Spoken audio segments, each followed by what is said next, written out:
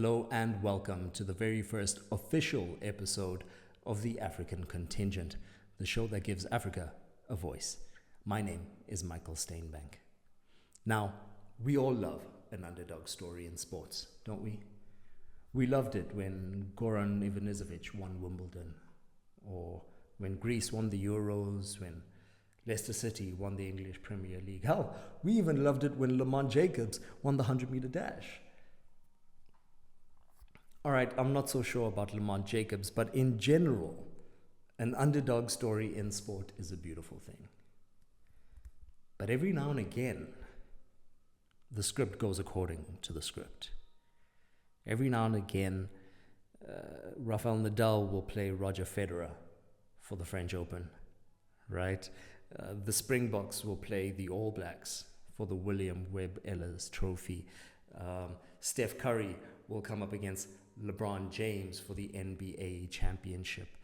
Dina Asher-Smith, Elaine Thompson, Shelly Ann Fraser-Price will meet in the final of a women's 100-meter dash.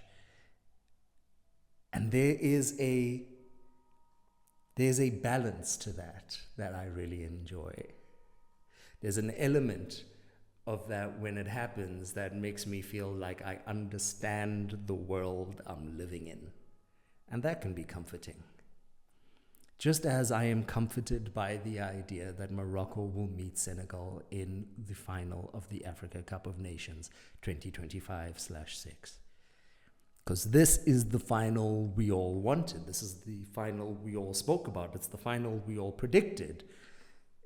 It's the final that has to take place and thankfully will be taking place. Look, it would not have been disappointing had, let's say, Nigeria won the semi-final and gone through to meet Senegal. That would have, thrown together its own little bit of magic. And it would not have been that disappointing had Egypt won their semi-final and come up against Morocco in Rabat on Sunday. That too would have had its own narrative that we would have enjoyed. But Senegal and Morocco are the two teams we have been speaking about for months.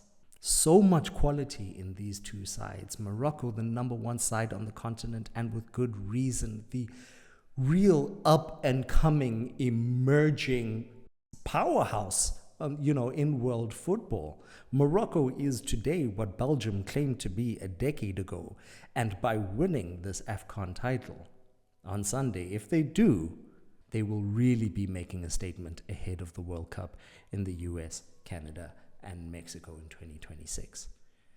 On the other hand, Senegal, practically Morocco's neighbors, separated only by a few hundred miles of random desert called Mauritania. Senegal have Sadio Mane.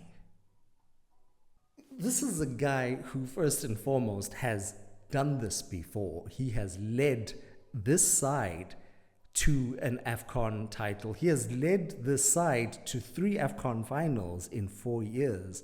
And he is now almost the only man standing between Morocco and continental glory for the first time in decades. It's perfect. So, where will this game ultimately be won and lost? Well, we know that often AFCON finals will tend to end goalless, go to penalties. Teams will play conservative kind of football, too scared to lose it rather than going out and winning it. And look, that may be the case come Sunday, but for some reason I don't particularly see that happening. The amount of quality and the amount of pedigree in these teams, the amount of experience of someone like a Sadio Mane playing in a final that is going to be his last in AFCON competition. I see a bit more aggression between these two sides. I see a point to prove. I see a lot of pride on the line for Morocco playing at home. I see statements wanting to be made ahead of the World Cup in the USA, Mexico, and Canada. And for that reason, I'm going to go out on a limb and say that we're going to see a bit of attacking football on Sunday. So with that in mind, let's assume that I'm right, and I'm, I'm not always right. What's going to be the key for the two teams looking to win it in Rabat? Well, I think it's going to be the second ball in the second third. Winning the ball back as quickly as you possibly can between the halfway line and your opposition's box. Whichever team does that the most effectively, I think will win this game. It sounds pretty obvious because, well, yeah, that's something that you want to try to do as frequently as possible, but not everybody does that all the time. And between these two sides, I think one of them's kind of more adept to do it than the other, because the other is kind of more adept to counter than the other.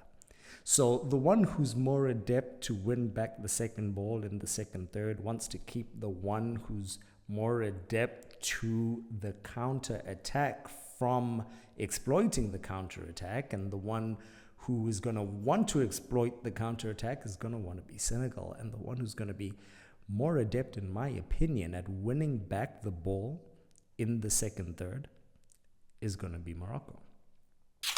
This was a style of football that was really, really aggressively played by Chelsea between, I'd say, around about the Carlo Ancelotti era of like 2009, where I think they won the league, all the way through to like the Andre Villas-Boas era, which I think was about 2012 or 13, before Benitez came in, whenever that was. Chelsea was really, really, really good at winning the ball back in that middle area between the halfway line and the opposition box. They'd lose it there, and your Juan Matas, Oscars, Williams, those kinds of guys would pounce on you like nobody's business to win that ball back. And they were very successful in doing that. They played very, very good football. I think this Morocco side has the hustle in that advanced midfield kind of position to do the same thing. And I think they are very aware of the danger that Senegal poses if they fail to do that. This isn't a Senegal team that's going to launch a counter-attack and take 6-7 passes to get to the opposition goal. They can do it in 2. And you're going to want to prevent that from happening by all means. And the way to do that is you win the second ball in the second third. I see Morocco potentially doing that really, really well in this final. Because you don't want to give Senegal the opportunity to counterattack. Because they're going to do that, and they're going to do it with pace. They're going to do it with efficiency. There isn't going to be a lot of dribbling around the area. They're going to take first-time shots because they've got the quality to do that. And it becomes a lottery at that point at the edge of your area when you're playing against offensive players of that kind of quality. What I suspect is that the very center of midfield, where the midfield line is hardly going to come into play. But the second third on both sides going to be hugely important. Hugely. Particularly, I think, for Senegal launching attacks from the opposition's second third towards the goal. At the end of the day, it is a final, so anything could happen. We could find ourselves in a situation where an individual piece of brilliance wins the game for either side. We could find ourselves in a situation where somebody gets a red card really early, and that effectively kills off the game. Or, and I don't think this will happen, but or we could have a complete stalemate, go to extra time and penalties, and it'll be one there. But this tournament so far has gone according to the script. It's gone according to the way we've all kind of predicted and wanted it to go. So why would that stop now? I think we all want an aggressive attacking final, and I think we're going to get it. Either way, it is a battle of the giants. It's titans, it's the gods of the African game right now. It's, former and current African player of the years playing against each other. This is the showpiece that the continent deserved, particularly this close to a World Cup. and particularly in the state that Moroccan football is in at the moment. So I look forward to it, and I cannot wait, and I know you cannot wait either. It's going to be a hell of a game in Rabat on Sunday, and I hope you enjoy it. My name is Michael Steinbank, and this has been the African Contingent.